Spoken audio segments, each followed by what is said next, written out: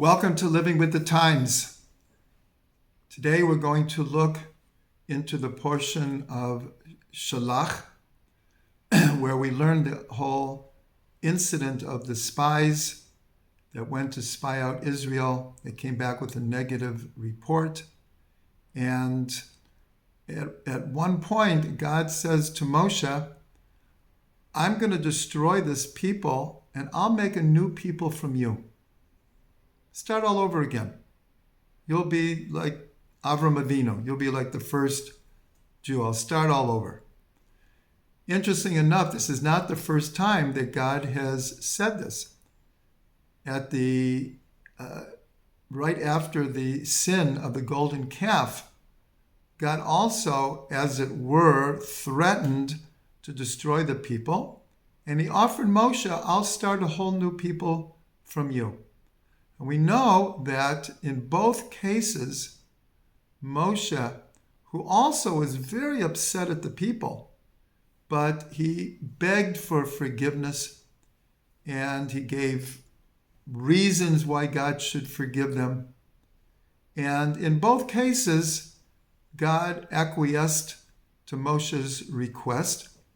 We actually learn that God, in a sense, was not serious about destroying the people, but he did want to bring out of Moshe his compassion and his defense of the people.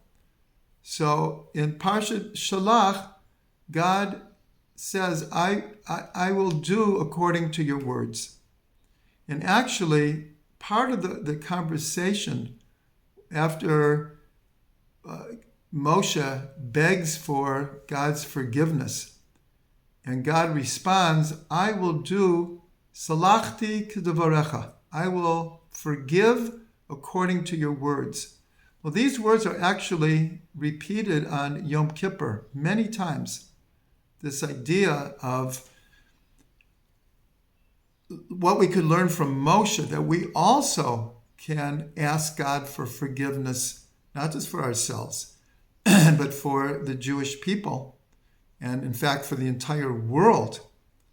And hopefully, like God acquiesced to Moshe's request, Salachti k'devarecha, I will forgive according to your words. We should be encouraged to also to elicit God's compassion and forgiveness and atonement.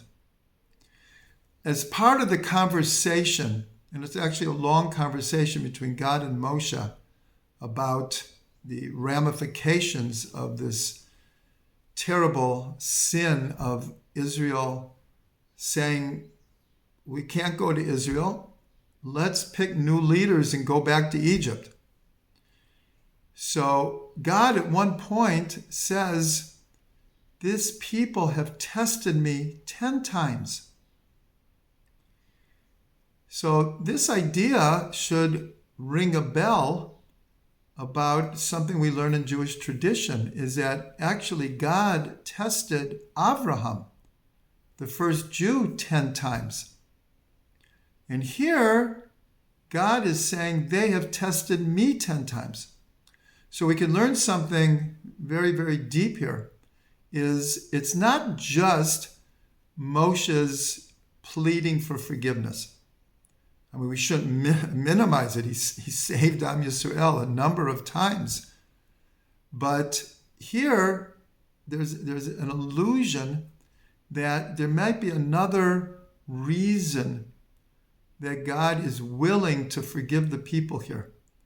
And that is just like Abraham passed 10 tests of faith. So that stood in Israel's defense when God says, they have tested me 10 times.